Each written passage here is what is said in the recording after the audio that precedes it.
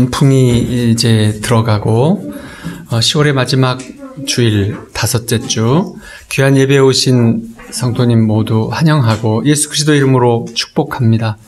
오늘 또 준비하신 하나님의 은혜가 우리 모두에게 충만하게 임하시기를 축원드립니다. 우리 말씀 보겠습니다. 마가복음 10장 13절에서 18절까지 같이 봉독하겠습니다. 신약 70쪽이네요. 제 성경은. 마가복음 10장 13절에서 18절까지 말씀입니다. 다 같이 시작. 사람들이 예수께서 만져주심을 바라고 어린아이들을 데리고 오매 어린아이를 그것을 금하지 말라.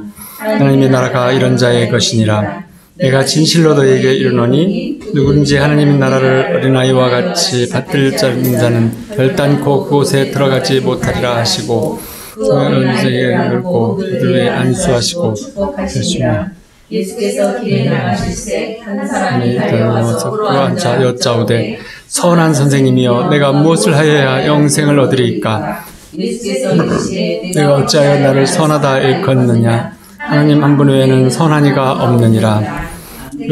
요한복음 14장 16절에서 20절 말씀 한 번 더 보겠습니다. 신약 172쪽이네요. 요한복음 14장 16절에서부터 20절까지 말씀 다 같이 시작.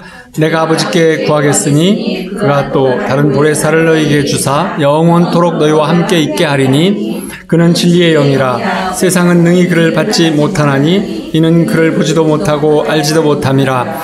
그러나 너희는 그를 아나니 그는 너희와 함께 거하시며 또 너희 속에 계시겠음이라. 내가 너희를 고아와 같이 버려두지 아니하고 너희에게로 오리라.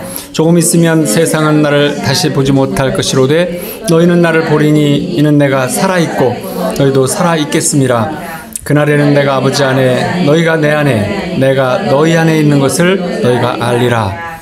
아멘.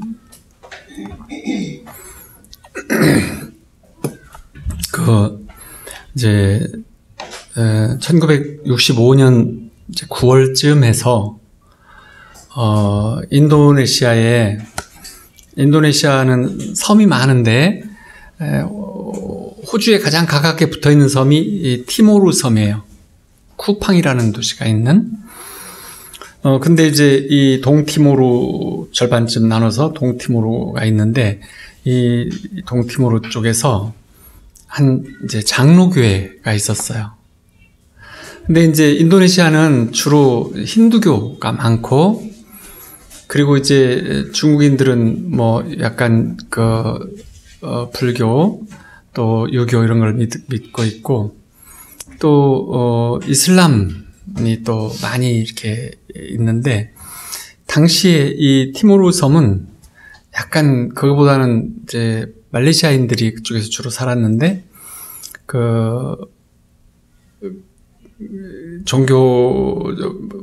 동물을 섬기는 힌두교의 영향을 많이 받아서 조상을 숭배하면서 이제 동물을 많이 섬기고 어느 곳에든지 신이 있다고 여기는 그런 토속신앙 비슷한 이런 신앙이 이렇게 바탕으로 되어져 있는데, 거기에 이제 약간의 이슬람 사원들하고 교회가 몇 군데 이렇게 있었는데, 그때 어떤 한 교회에 멜 테리라는 젊은 사람이 있었어요. 근데 이제 이 공산 쿠데타가 발생하기 나흘 전에 사람들이 교회에서 기도하고 있었는데 갑자기 성령께서 급하고 강한 바람처럼 그곳을 이렇게 확 임재해 주셨어요.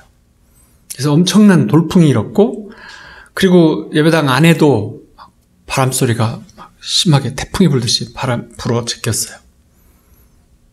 그러자 그 교회 앞에 이제 길 건너에 경찰서가 있었는데 거기에 이제 소방서를 겸하고 있었어요. 그래서 보니까 막 소리가 나고 우르릉꽝꽝 하는 소리가 나서 어떤 경찰관이 내다보니까 불이 붙어 있는 거예요. 교회가. 그래가지고 사람들을 이제 사이렌을 불었어요. 야, 불났다, 교회에.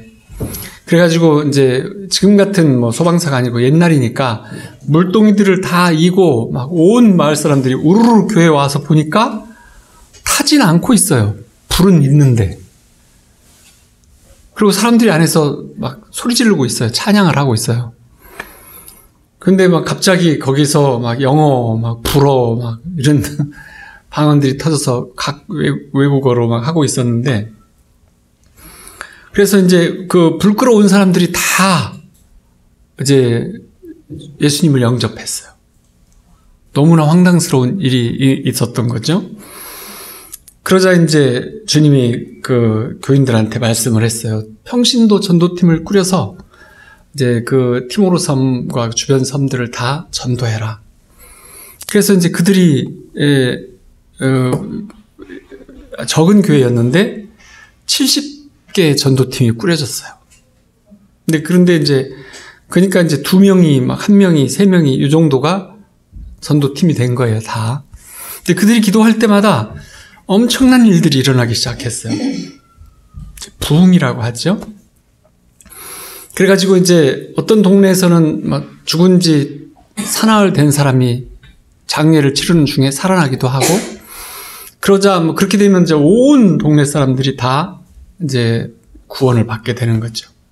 근데 그 중에서 매우 특별한 것 하나는 이제 그래가지고 65년도였는데 67년도까지 한 2년 정도까지 그 마을에 이제 주님이 말씀을 하셨어요. 제사를 지내지 마라. 그리고 이제 그리고 이제 그런 어떤 구원이 임하면 온 동네 사람들이 알아서 뭐 그 막 불상, 무슨 뭐 동물상, 뭐 이상한 서적들, 뭐 모든 뭐 이렇게 골리고 만지고 하는 것들 다 갖다가 교회 뒷마당에 놓고 태웠어요. 그런 일들이 있고, 그랬는데 그때마다 이제 그래서 이제 또 주님이 말씀하시기를 술과 담배를 없애라. 금해라가 아니에요. 없애라 그러셨어요. 그래서 모든 술집이 다 문을 닫고 술을 담그지도 않고, 그리고 이제 담배도 다 이제 생산조차도 안 했어요. 그러니까 그게 이제 1년 이상 된 거죠. 그랬는데 이제 여기에 이제 멜테리라고 하는 젊은 남자가 있었는데, 이제 그냥 평범한 가족들도 같이 교회를 나가는 그런 사람이었는데, 이제 선교팀을 만들어서 나가면서 많은 이제 그 치유, 축사 이런 것들을 이제 경험하고 이제 교회에 왔는데, 그래서 이제 술을 살 수가 없었어요. 2년쯤 지났으니까. 그리고 2년 동안 어마어마한 이제 전도 활동이 벌어졌고, 그래서 그 앞에 섬들도 여러 군데를 가고 이렇게 했는데, 특히 이 젊은 멜테리가 그런 뭘 많이 했어요. 그리고 나중에 70년대에는 미국으로 와서 그 간증하면서 또 치유 사역도 하고 그러면서 급하고 강한 바람소리라고 하는 책을 냈어요. 근데 이제 그분이 한 간증을 보면 하루는 몇 주 전부터 그 주변에 있는 교회들이 성찬식을 할 때 기도하면 물이 포도주로 변한다는 거예요. 이제 술을 구할 수가 없고 포도도 나질 않아요, 거기에는.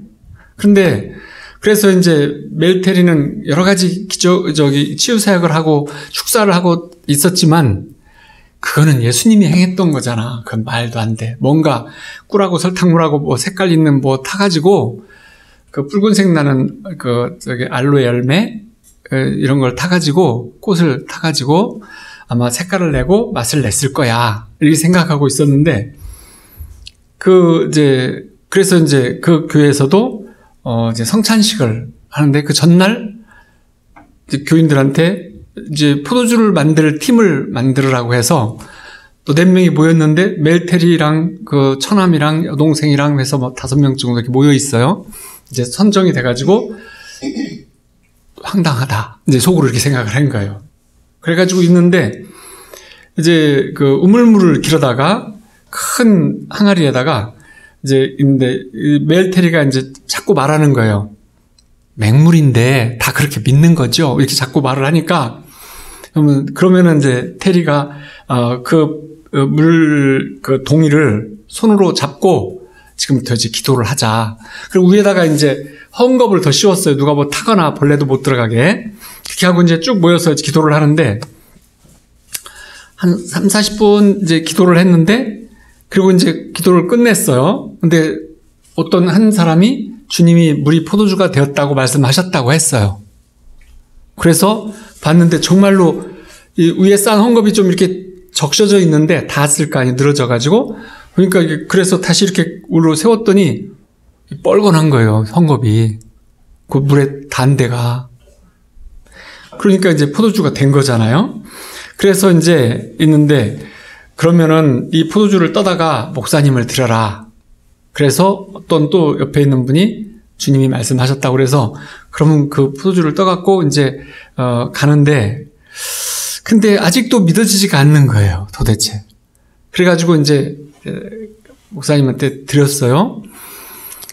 그랬더니 포도주 맛 좋다고 이렇게 하면서 잘 됐다고 이렇게 말을 했는데 그래서 이제 처남한테 이제 먹으라고 그러니까 그걸 마시기 전에 이제 주님 찬양 드립니다. 정말 좋은 포도주를 주셔서 감사합니다. 이렇게 기도를 하고 이제 그걸 마시는 거예요. 이제 이 테리라는 사람은 이걸 마시면서 주님 도대체 내가 틀림없이 물도 떠왔고 내내 안고 있었는데 이거 분명히 이거는 맹물이 맞아요. 색깔만 좀 변한 것 같은데 이걸 어떻게 내가 뭐라고 기도를 하죠? 그리고 맛을 봤는데 맹물이었어요. 그러니까 이제 기도를 하라고 가만히 있는 거죠. 그러니까 뭐 한 말씀 하라고 그러니까 이제 이건 분명히 맹물인데 이렇게 말하는데 저 안에서 말씀이 들렸어요. 내가 포도주라고 하지 않았느냐. 그러니까 이 포도주를 떠다가 목사님을 들으라 하고 주님이 말씀하셨다고 말을 했으니까 이건 포도주다라고 말씀을 했다는 음성이 들리는 거예요. 그래서 틀림없이 맛을 봤는데 그래서 그러고 있다가 주님을 찬양합니다. 맛있는 포도주 주셔서 감사합니다. 그리고 다시 떠서 먹었더니 포도주였어요. 향기가 진동하면서 좋은 포도주였어요. 그래서 이제 그렇게 끝나고 나서 처남한테 물어본 거예요. 처남이 맛봤을 때 어땠어? 근데 그 전에 한번 맛을 보고 기도를 했어요. 기도를 하고 맛을 봤어요. 근데 어떻게 그렇게 기도하고 그걸 맛을 봤냐 하고 처남한테 물어봤어요. 처남이 먼저 맛을 봤으니까 기도하고. 그러니까 그 처남이 말하기를 내 혀를 믿기보다는 예수님이 하신 말씀을 먼저 믿어야지요. 그래서 나는 그냥 믿고 기도하고 그리고 먹었는데 정말 포도주였다니까요? 이렇게 말을 했어요. 그래서 이 멜테리라는 사람은 그때 믿음의 비밀이 이거였구나 라고 알았어요. 그리고 나서 그 67년도니까 3년 동안 그 티모르 전역을 다니고 주변의 섬들을 가장 많이 다니면서 가장 많은 일을 한 사람이 멜테리였어요. 그때 이제 진정으로 믿음이 생겨난 거죠. 그래서 전 세계의 부흥운동의 큰 어떤 그 기념비적인 어떤 일로 이 인도네시아의 티모르 섬에서 있었던 멜테리의 이 부흥이 교회의 부흥이 들어가요. 미국에 가서도 다양한 여러 가지 일들을 했어요. 근데 우리는 그리스도의 몸된 우리라고 말하잖아요. 그리스도의 몸된 우리. 예수님이 누구신가에 대해서 잘 알 필요가 있어요. 예수 그리스도는 모든 면에서 완벽하시고 그분은 정말 아름다우시면서 위엄이 있으시고 그리고 정말로 완전한 겸손을 가지셨고 그리고 정말 온전한 능력을 행하셨죠.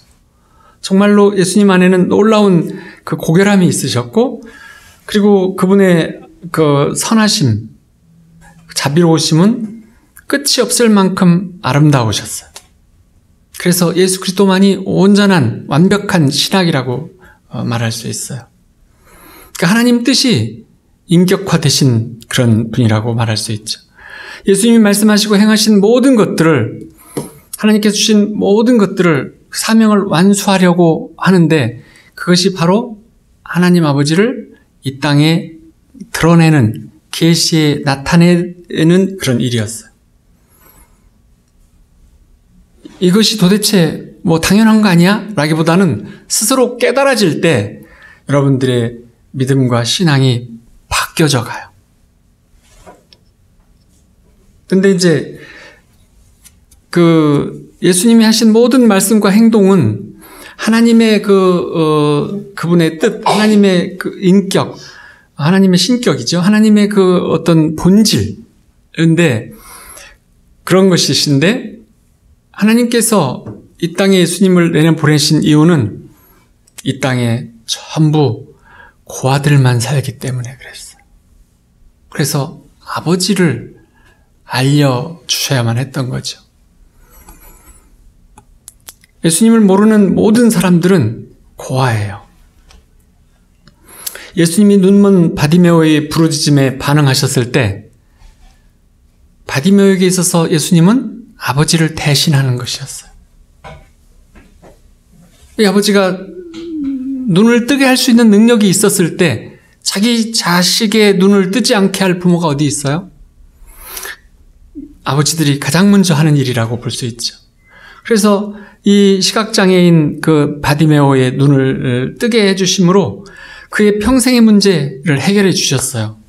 그렇지만 그 다음부터 새로운 세상을 열어서 바디메오가 살아갈 때 새 정체성도 주셨어요. 바디메오는 예수님 앞에 나올 때 그가 한 가지 행위를 했는데, 믿음의 행위를 했는데, 그건 뭐냐면 거지가 입는 옷을 던져버렸다는 거예요. 근데 그 제사장이 구걸을 해도 된다는 표시의 옷이 그 옷이었어요. 우리로 말하면 여기저기 이 기운, 색깔을 넣어서 막 기워가지고 표가 나는 그런 어떤 옷, 이런 거 있잖아요. 그런 옷이었죠. 그리고 또 사람들은 이제 가늠하다 붙잡힌 여인을 예수님께 데려와서 어떻게 하려는지 보려고 테스트를 했을 때도 예수님은 아버지를 나타내셨어요. 종교 지도자들은 그들이 지켜왔던 율법에 따라서 그 여인을 죽이기 위해 돌을 가져다 놨죠. 근데 예수님은 다른 사명을 가지고 그 자리에 오셨던 거예요. 몸을 숙여서 땅에다 뭔가를 쓰시면서 사람들한테 이렇게 말했잖아요. 너희 중에 죄 없는 자가 먼저 돌로 치라, 이렇게. 근데 거기서 유일하게 죄가 없으셨던 분, 예수님은 돌 던지는 것을 정말로 반대하셨어요. 그리고 예수님은 아버지를 나타내 보이셨죠. 그리고 나서부터의 그 모든 일들은 아버지와 딸과의 관계와 같았어요. 돌로 쳐 죽이려던 사람들이 다 사라지고 예수님이 글을 쓰시면서 있었던 그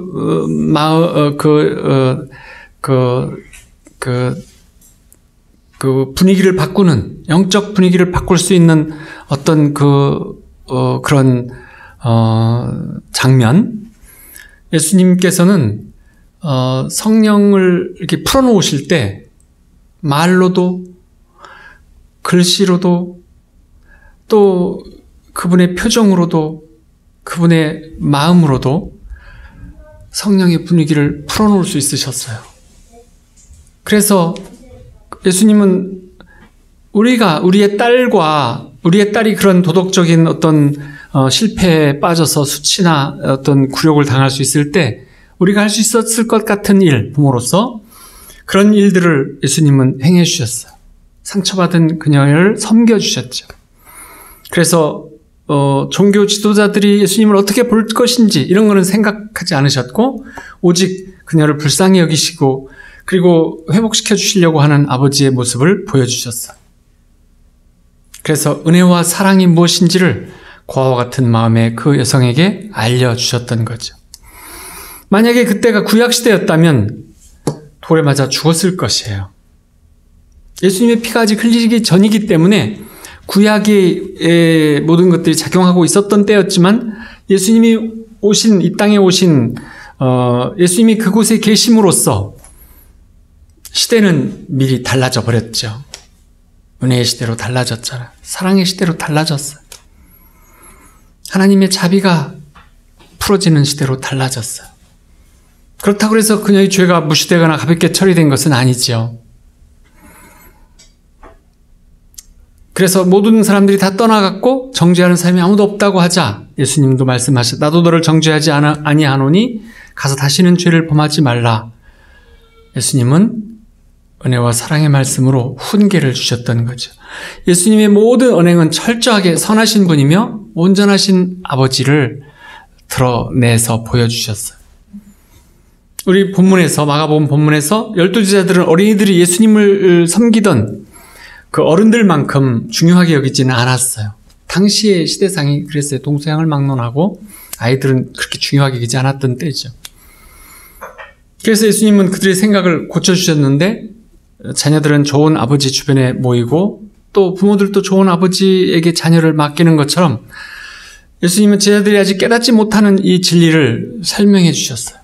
그래서 사람들에게 아버지를 나타내고 내시면서 많은 이들 앞에서 아이들을 이렇게 사랑하시는 모습을 보여주셨어요. 그래서 아이들을 예수께 데리고 와서 이제 좀 쓰다듬어 주기를 바랐던 사람들이 있었는데 제자들이 그들을 꾸짖었죠. 그러자 예수님은 이걸 보시고 노하셨어요. 그리고 말씀을 하셨어요. 아이들이 내게 오는 것을 허락하고 막지 말아라. 하나님 나라는 이런 아이들의 것이다. 문제의 핵심은 뭐냐면 이제 아이와 같은 아이가 하나님의 나라에 침노할 수 있는 그런 사람들이 아이들이다 이렇게 말씀을 하셨다는 거예요. 아이들이 왜 하나님 나라를 침노할 수 있을까요? 어른들은 내가 지금까지 경험했던 그 경험을 토대로 해서 예수님의 말씀이 될 것이라고 이렇게 플러스 시켜요. 내 경험과 내가 알고 있는 과학적 지식들 뭐 이런 것들을 바탕에다 깔아놓고 그리고 예수님의 말씀을 그 위에 받아들이는 것을 잘해요. 하지만 아이들은 말씀을 들으면 그 말씀 그대로를 그냥 믿어요.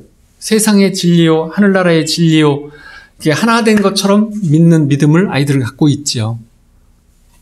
듣고 이해하는 그 순간 그들은 그대로 믿어버리니까 이 땅의 믿음인지 하늘나라의 믿음인지 상관이 없이 그냥 믿어버리니까 그런 믿음이 말하자면 어른들은 갖기 힘든 믿음이에요. 그래서 바로 그런 믿음을 가지라는 것이죠. 그래서 요한복음 17장에 보면 예수님이 제사장적인 기도를 하시는 부분이 요한복음 17장에 나와요. 거기를 한번 펴보세요. 요한복음 14장을 폈다면 석 장쯤 넘기면 17장이 나오는데 거기를 한번 보세요. 3절부터 6절까지 같이 한번 읽어볼까요? 시작.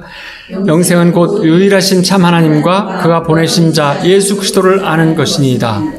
아버지께서 내게 허락하 주신 이를 내가 알고 아버지를 이 세상에서 영화롭게 하사오니 아버지여 창세전에 내가 아버지와 함께 가졌던 영화로서 지금도 아버지와 함께 나를 영화롭게 하옵소서.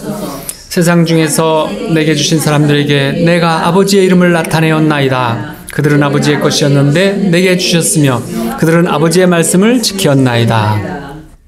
13절 14절도 같이 한번 읽어볼까요? 시작. 지금 내가 아버지께로 가오니 내가 세상에서 이 말을 하옵는 것은 그들로 내 기쁨을 그들 안에 충만히 가지게 하려 함이니이다. 내가 아버지의 말씀을 그들에게 주었사오매. 이는 내가 세상에 속하지 아니함 같이 그들도 세상에 속하지 아니함으로 일어납니다. 그리고 이제 26절 말씀 한번 시작. 내가 아버지의 이름을 그들에게 알게 하였고 또 알게 하리니 이는 나를 사랑하신 사랑이 그들 안에 있고 나도 그들 안에 있게 하려 함이니이다. 이제 하나님과 예수님과 우리와의 관계 속에서 예수님이 하셨던 일들을 설명하고 있으세요. 어떤 일을 하시겠다라는 말씀이죠. 그래서 예수님이 이 땅에서 하나님 아버지와 시간을 어떻게 보내고 계셨는지를 말씀하시는 것 같아요. 예수님이 이 땅에서 자신의 삶에 대해서 뭐라고 얘기하시는지 말씀을 하시는 부분이세요. 그래서 예수님이 기도하시면서 많은 것을 말씀을 하셨지만 이 17장의 내용을 요약한다면 내가 그 일을 다 이루었다. 4절에 보면 그런 말씀이 있죠. 그리고 6절에 보면 내가 아버지의 일을 나타냈다 말씀이 있고 14절에 보면 내가 그들에게 아버지의 말씀을 주었다. 26절에 보면 내가 아버지의 이름을 선포했다. 이런 말씀들이 나와요. 이게 예수님이 하셨던 일을 이렇게 정리하신 내용이에요. 그래서 예수님은 밤을 새워서 기도하실 때 또는 새벽에 가셔서 하나님 앞에 하나님과 소통하실 때 아버지 앞에서 아버지께서 주시는 어떤 사명을 이렇게 늘 이해하고 그거를 받아들이시는 일들을 구체적으로 하셨다는 걸 알 수 있어요. 그래서 예수님은 하나님 아버지의 일을 이루기 위해서 오셨어요. 그러니까 어떻게 이루기 위해서 오셨냐면 많은 사람들을 치유해 주시고 축사해 주시고 또 죽은 자도 살려주시고 그랬는데 그런 일들을 한마디로 말하면 아버지가 자녀에게 하고 싶은 일이었어요. 그래서 그 일을 바로 가족 간의 일처럼 하신 거죠. 그래서 요한복음 10장 37절에 보면 내가 내 아버지의 일을 행하지 아니하거든 나를 믿지 말려니와 이런 말씀이 있어요. 내가 내 아버지의 일을 행하지 아니하거든 나를 믿지 말려니와 나는 아버지 일을 행하기 때문에 나를 믿으라 라는 말씀이시죠. 그래서 하나님 아버지께서 하시는 그 어떤 기적, 어떤 그런 어떤 역사 하심을 경험하는 사람은 성령을 경험하는 사람들은 하나님 아버지와 대면하는 것이에요. 그래서 요한복음 10장 38절에 보면 그 일을 믿으라. 그러면 너희가 아버지께서 내 안에 계시고 내가 아버지 안에 있음을 깨달아 알리라. 예수님 안에 하나님이 계시고 하나님 안에 예수님이 함께 하신 그 두 분이 하나 되신 그 관계를 성령을 받은 사람들이 하나님께서 치유해 주시는 치유를 경험하는 사람들은 그런 일을 통해서 하나님을 만나게 된다는 거예요. 이것이 하나님의 성품이시고 하나님의 마음이신 거죠. 근데 그것이 예수님이 오실 때까지는 완전하게 이 땅에서 실현되질 않았었어요. 예수님이 오셔서야 그 일이 실현이 된 거죠. 또 예수님은 아버지의 이름을 분명하게 보여주셨어요. 이름이라고 하는 것은 정체성이 그 이름 안에 있어요. 또 그 이름 안에 본성도 있어요. 예수님은 아버지의 그 본성, 하나님 아버지의 정체성 이것들을 다 드러내서 보여주셨어요. 그래서 예수님은 아버지의 이름으로 내가 왔다고 말씀을 하셨고 또 하나님 아버지의 이름과 완전한 조화를 이루면서 그분과 온전히 하나가 되신 일들을 행하셨어요. 요한복음 5장 43절에 나는 내 아버지의 이름으로 왔음에 이렇게 말씀을 하시잖아요. 예수님이 행하신 많은 기적들, 이적들도 하나님 아버지의 이름으로 행해졌어요. 그건 다 아시죠? 요한복음 10장 25절에 내가 내 아버지의 이름으로 행하는 일들이 나를 증거하는 것이거늘. 예수님께서 하나님 아버지의 이름으로 행하는 그 많은 일들을 보고 하나님의 아들이라고 하는 것을 증거하고 있다 이 말씀을 하고 계시는 거죠. 예수님은 하나님의 아버지의 이름으로 오셨기 때문에 그분의 이름을 믿는 자들, 예수님의 이름을 믿는 자들에게는 하나님의 자녀가 되는 능력과 권세를 주셨죠. 영접하는 자, 곧 그 이름을 믿는 자에게는 하나님의 자녀가 되는 권세를 주셨으니 이 말씀인 거예요. 그리고 또 예수님은 사람들에게 하나님 아버지의 말씀을 주셨어요. 예수님은 하나님의 말씀을 다 이 땅에 드러내 보여주시는, 계시해 주신 분이시죠. 요한복음 1장 1절에 태초에 말씀이 계시니라. 이 말씀이 하나님과 함께 계셨으므로 이 말씀은 곧 하나님이시니라. 이 요한복음 1장 1절이 태초에 말씀이 계셨고 말씀이 하나님과 함께 계셨고 그 말씀은 곧 하나님이십니다. 그러면 말씀이 곧 하나님과 함께 있었어요. 하나님의 아들이 하나님이 하시던 모든 하신 말씀들을 이 땅에서 우리의 음성으로 이 땅에서 대언을 해 주신 것이죠. 그래서 그 말씀이 하나님이신 거예요. 그래서 우리가 하나님의 말씀을 선포하면 예수님의 말씀이 곧 하나님의 말씀이고 그 말씀을 선포할 때 하나님처럼 회복, 또 새롭게 되는 일, 또 창조되는 일, 이런 일들이 일어나는 것이죠. 그분은 육신이 되신 말씀으로 표현을 하셨어요. 말씀이 육신이 되어 우리 가운데 거하심에 그분은 아버지께서 말씀하시는 것만 전하셨어요. 그래서 예수님의 말씀을 듣고 믿는 자들은 영생을 얻는다라고 하셨어요. 왜냐하면 하나님의 말씀을 들었기 때문이죠. 구약시대에 하나님 말씀, 천사가 전해주는 하나님의 말씀을 듣는 자들은 선지자들이나 특별한 사람들이었는데 그들은 그리고도 이제 그들은 구원을 받았잖아요. 내 말을 듣고 또 나 보내신 이를 믿는 자는 영생을 얻었고 그래서 예수님의 말씀을 듣는다는 것은 예수님을 보내신 이를 믿는 것과 같은 것이고 그 말씀을 듣는 자는 영생을 얻는다는 것이에요.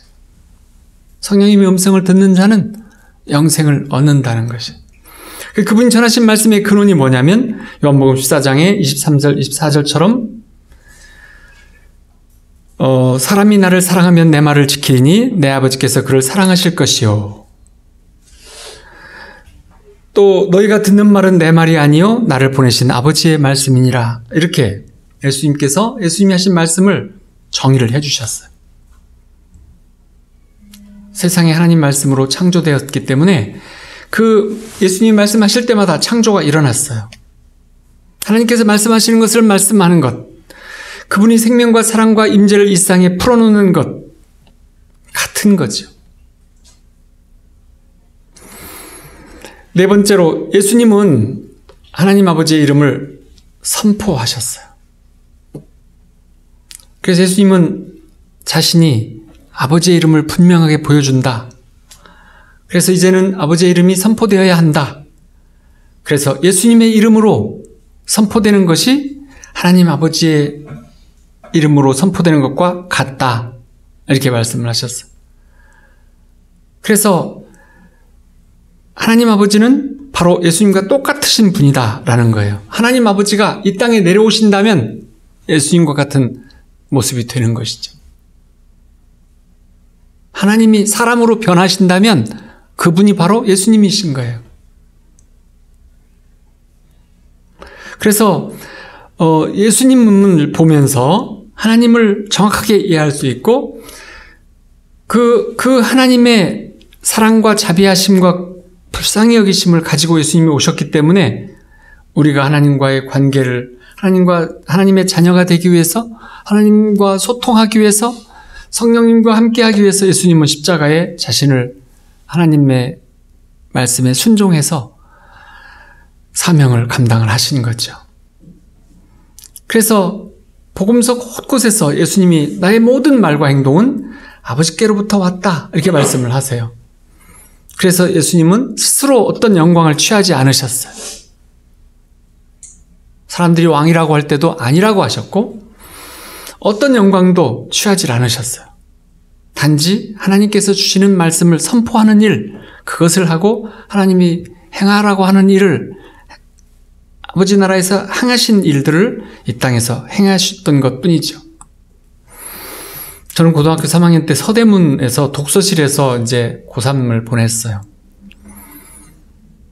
공부를 너무 안 해가지고 독서실에서 먹고 자고 하면서. 근데 근처에서 이제 밥을 먹는 집을 한 집 정해서 이제 밥을 이렇게 먹고 있었는데 그분들이 위탁 부모였어요. 이제 그래서 보니까 사진들이 많이 있더라고요. 근데 이제 아주 젖먹이 아이들도 이제 보호하기도 했고 보면, 그리고 한 뭐 3살, 5살짜리 아이들도 이렇게 했는데, 그때는 이제 두 형제를 돌보고 있었어요. 3살, 5살쯤 된. 그래서 부모님이 다 이제 이렇게 아주 아버지 학대로 어머니가 돌아가셨고 6개월쯤에는 아버지도 돌아가셨고 이렇게 해서 이제 고아가 된 아이들이었어요. 그때 얘기가 지금도 생생하게 기억이 나요. 그래서 이제 이 양부모가 되셨는데, 그래서 이제 불쌍히 여기고 막 모든 것을 이렇게 베풀어 주시더라고요. 근데 이제 그 아이들이 처음 온 날을 얘기해요. 처음 온 날은 이제 저녁을 같이 먹었는데, 그때 맛있는 음식 반찬은 자기들이 다 반찬 그릇을 이건 내 거야. 안 돼. 그리고 다 자기 앞에다 갖다 놓고 먹더라는 거예요. 아무도 못 먹게 하고. 그게 뭐냐면 고아들이 사는 방식이에요.